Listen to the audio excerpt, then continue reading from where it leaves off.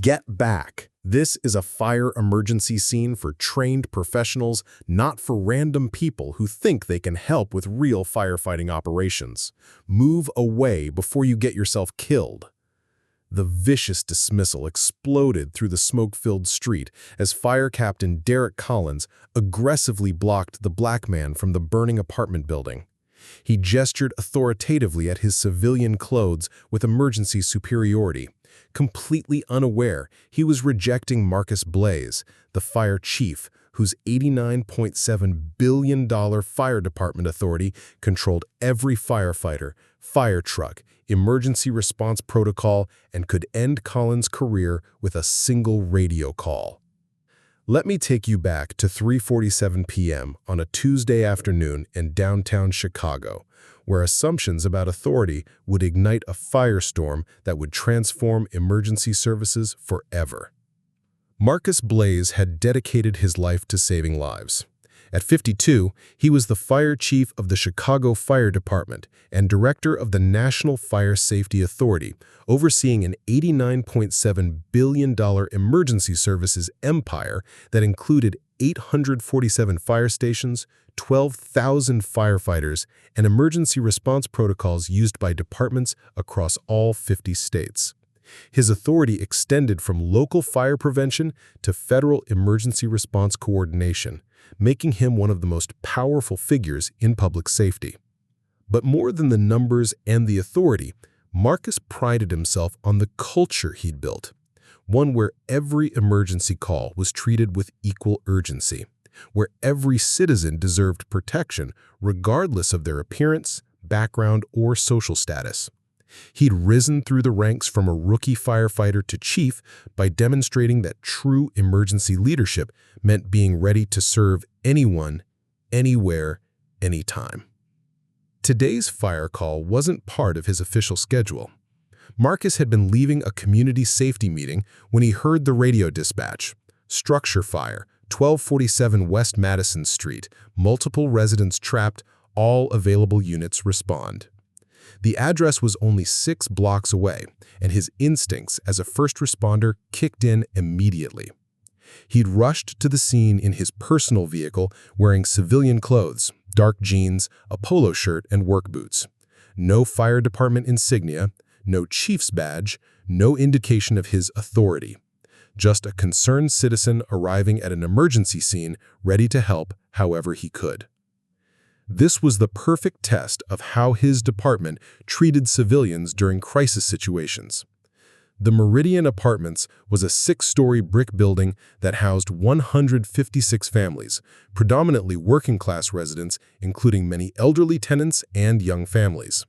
By the time Marcus arrived, smoke was billowing from the 3rd and 4th floors, and he could see the orange glow of flames through several windows. The scene was controlled chaos. Fire trucks lined the street, their red and blue lights cutting through the afternoon smoke. Ladder 47 was positioning for a rescue operation, Engine 23 was establishing water supply, and Rescue Squad 7 was setting up emergency medical operations. It was a textbook emergency response, except for one critical problem. Marcus immediately noticed gaps in the operation. The ladder placement was suboptimal for reaching the 4th floor windows where residents were trapped. The water pressure seemed insufficient, suggesting issues with the hydrant connection. Most concerningly, the evacuation route for civilians was creating a bottleneck that could turn deadly if the fire spread.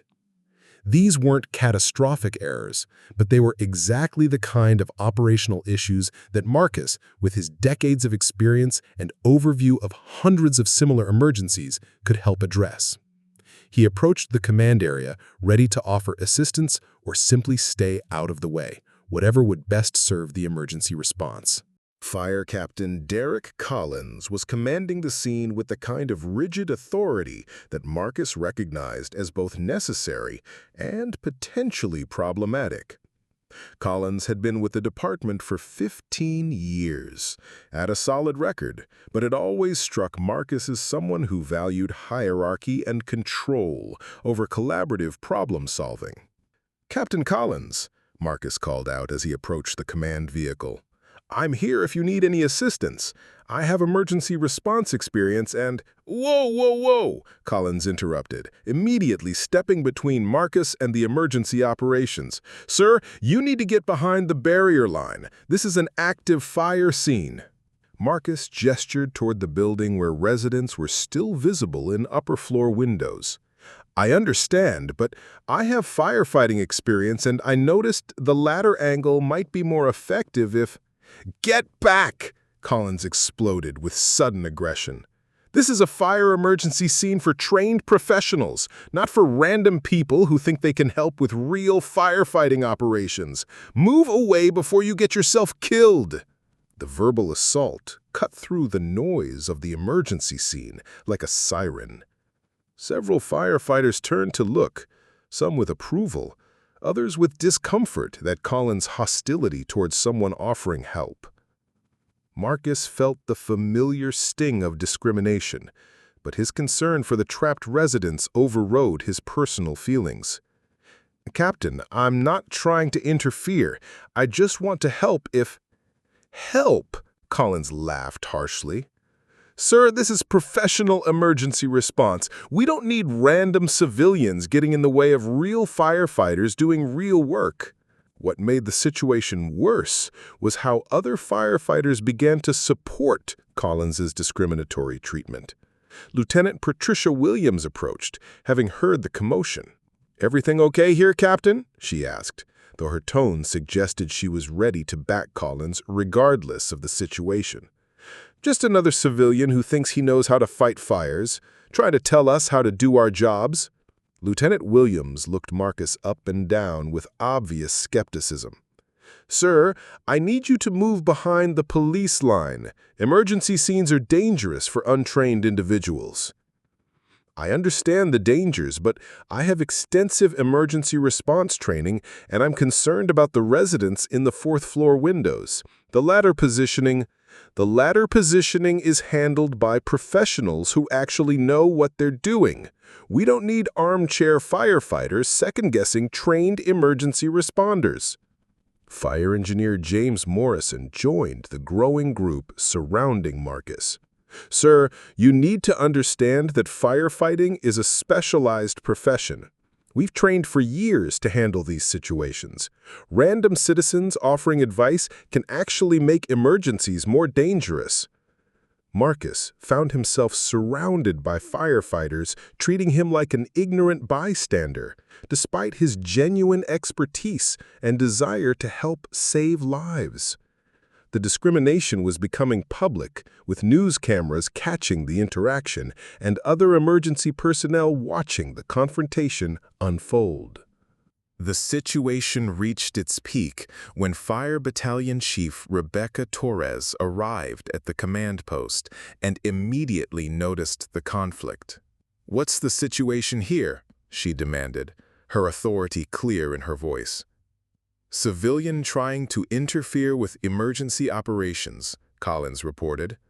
"Refuses to stay behind the barrier line and thinks he knows better than trained firefighters." Torres turned to Marcus with the kind of professional authority that brooked no argument. "Sir, I'm Battalion Chief Torres. You need to move to the designated civilian area immediately.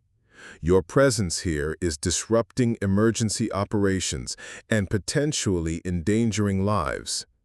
"Battalion Chief," Marcus tried once more. "I have firefighting experience and I'm genuinely concerned about the evacuation procedures. Are you a certified firefighter with this department?" "Well, no, but are you currently employed by any fire department in an active capacity?" "Not exactly, but then you have no business in this emergency operational area," Torres declared with finality.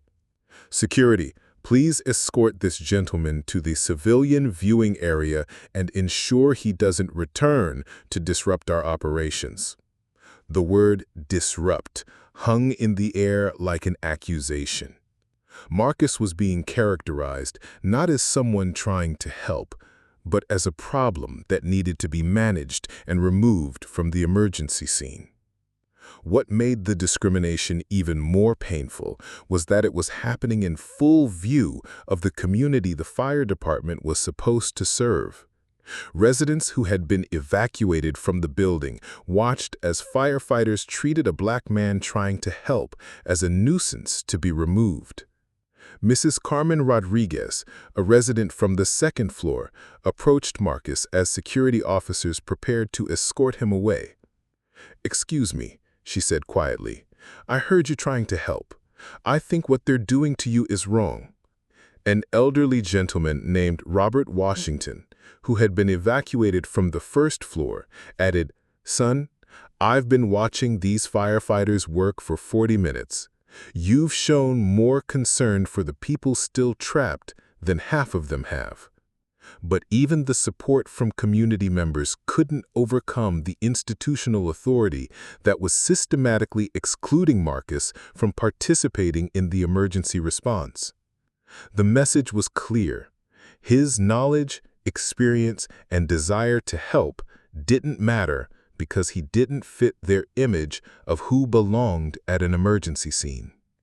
A local news reporter, Sarah Chen, had been filming the fire response when she noticed the confrontation.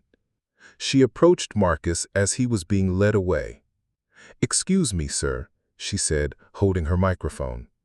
"Can you tell us what happened here? Why were you trying to get involved in the firefighting operation?"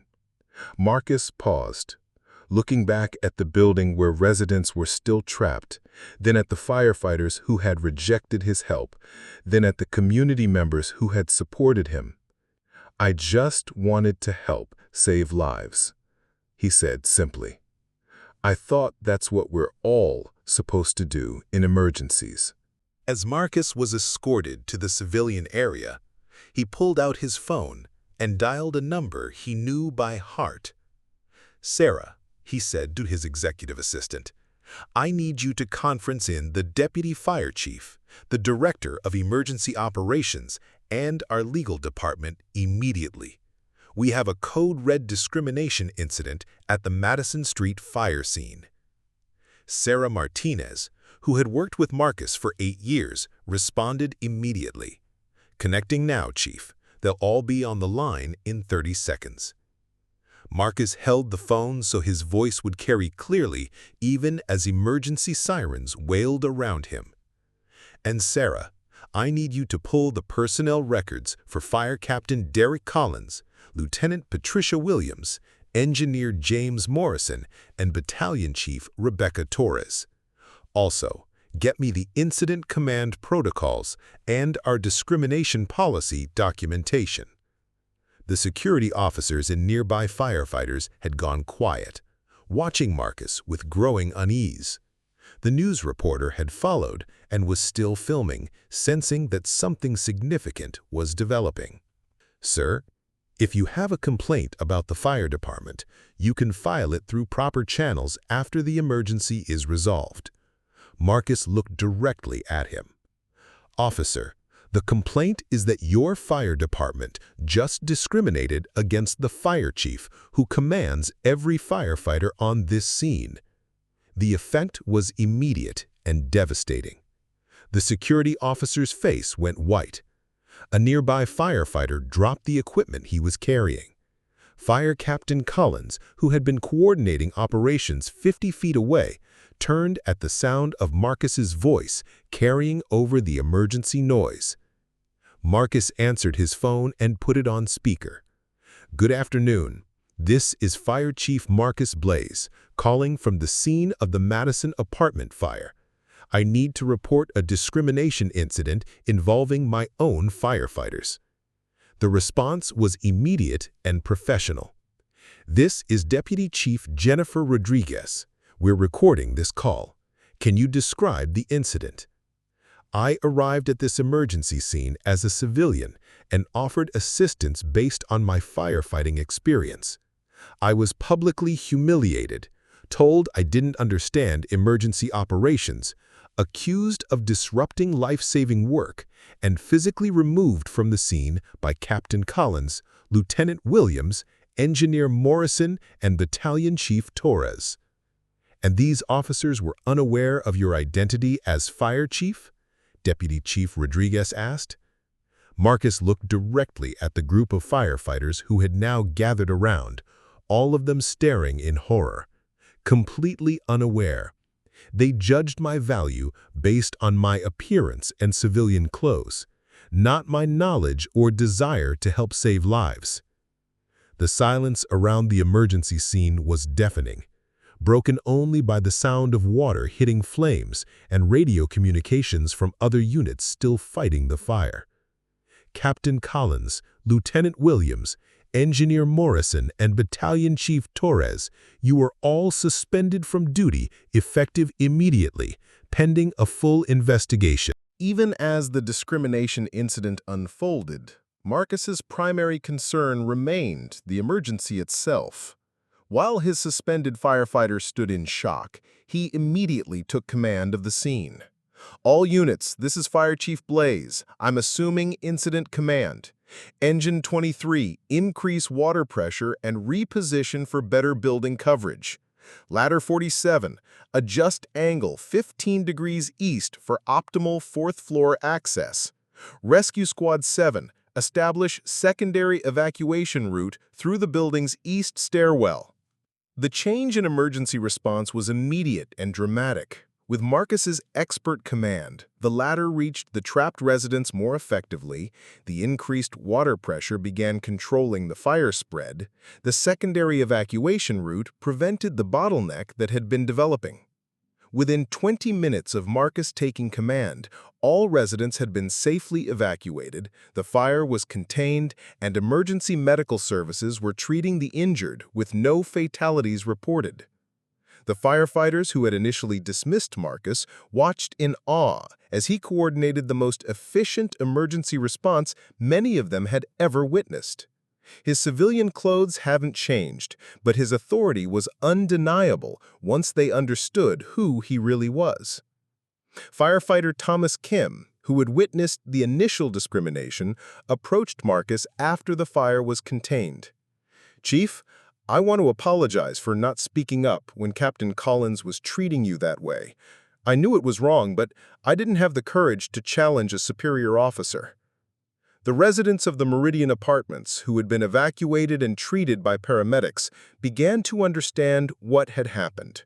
The man who had been trying to help them, who had been rejected and humiliated by firefighters, was the fire chief who had ultimately saved their lives. Mrs. Rodriguez, who had spoken to Marcus earlier, approached him with tears in her eyes. "Chief Blaze, I can't believe they treated you that way. You were trying to help us, and they acted like you were a criminal." Robert Washington added, "Chief, I've lived in this neighborhood for 60 years. I've seen discrimination in all kinds of places, but I never thought I'd see it from firefighters during an emergency. These are supposed to be the people who protect us." The news reporter, Sarah Chen, had captured the entire sequence of events, from the initial discrimination to the revelation to the successful fire command. She approached Marcus for a follow-up interview. "Chief Blaze, you've just demonstrated extraordinary leadership under the worst possible circumstances. How do you feel about what happened here today?" Marcus looked back at the building where residents were now safely outside, then at the firefighters who had discriminated against him, then at the community members who had supported him. "I feel grateful that everyone is safe, but I also feel deeply concerned about what this incident reveals about discrimination in emergency services. If firefighters can treat me this way, how are they treating other community members who don't have the authority to fight back?" As the fire scene was secured and residents were being assisted by the Red Cross, Marcus used his authority to launch an immediate investigation into discrimination within the Chicago Fire Department. What he discovered was deeply troubling. "Sarah," he said into his phone, "I need you to pull all citizen complaints about firefighter conduct for the past year. I want to see if there's a pattern of discriminatory treatment." Within an hour, Sarah had accessed the department's complaint database. "Chief, I'm seeing some very concerning trends. We've had 31 complaints in the past year specifically mentioning discriminatory treatment based on race during emergency responses. 31? Marcus felt his jaw tighten. And how were these complaints investigated? Most were marked as personnel matters and resolved internally. None resulted in any disciplinary action or policy changes. Marcus looked around the emergency scene, where his suspended firefighters were being escorted away while other firefighters continued their professional duties. "Sarah, I want a complete audit of our emergency response protocols, our community relations training, and our incident command procedures. If we have 31 discrimination complaints in 1 year, we have a systemic problem." As the evening progressed, Marcus used his position to investigate the scope of discrimination within emergency services nationwide. He contacted fire chiefs from major departments across the country, sharing what had happened and asking about their own experiences with bias in emergency response. The results were deeply disturbing. Department after department reported similar incidents. Community members being dismissed, excluded, or treated poorly during emergencies based on their appearance, race, or perceived social status. Some departments had tried to address these issues, but most had treated them as isolated incidents rather than systemic problems. "This isn't just about Chicago," Marcus told his executive team during an emergency conference call. "We're looking at a national crisis in emergency services. We've created a culture where first responders feel empowered to judge who deserves help and who deserves respect based on how they look." Deputy Chief Rodriguez responded gravely. "Chief, we need to ground these officers and retrain the entire department." "No," Marcus replied. "We need to do more than that. We need to transform how emergency services interact with communities nationwide. This incident is going to be a catalyst for change across the entire profession." Within hours of the incident, video footage from the fire scene had spread across social media. The sight of firefighters discriminating against someone trying to help during an emergency, followed by the revelation that he was the fire chief, created a national conversation about bias in public safety. But Marcus didn't let the story be told by others. That evening, he held a press conference at fire department headquarters, surrounded by community leaders and some of the residents he had helped save. "Today, I experienced firsthand the discrimination that too many community members face when they interact with emergency services.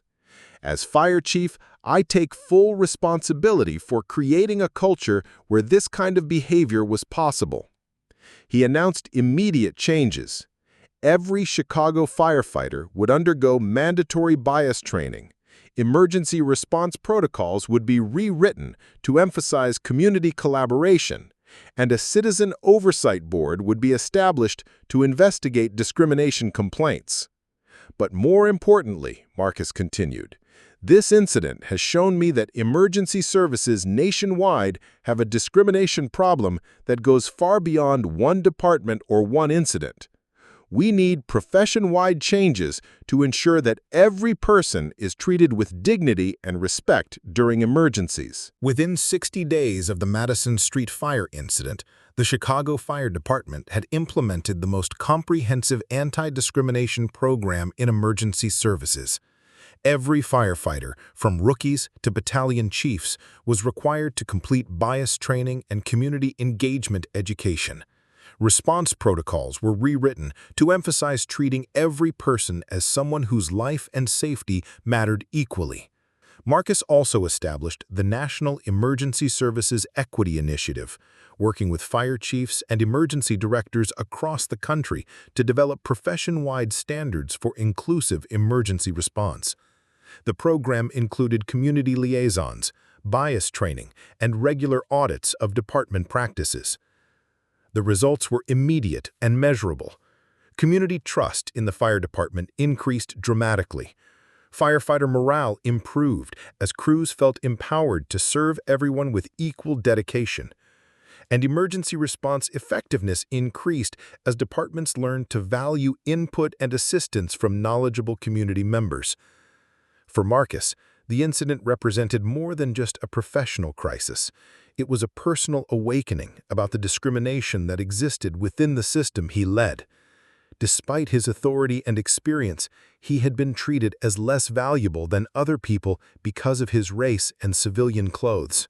I realized that all my authority, all my experience, all my dedication to saving lives meant nothing when I was standing on that street being told I didn't belong. He reflected in interviews months later. If they could treat me that way, imagine how they treat community members who don't have any recourse. The experience motivated Marcus to expand his focus beyond firefighting to broader emergency services reform. He established the Emergency Services Justice Foundation, providing support for community members who experience discrimination from police, fire, or medical emergency responders. He also became a national advocate for diversity in emergency services leadership, noting that discrimination problems were unlikely to be solved by homogeneous command structures that had never experienced bias themselves. 2 years after the Madison Street fire incident, emergency services across America had fundamentally changed. The National Emergency Services Equity Initiative had expanded to include 847 fire departments, 234 police departments, and 156 emergency medical services across 47 states. Discrimination complaints had decreased by 73% nationwide, and community satisfaction with emergency services had reached historic highs.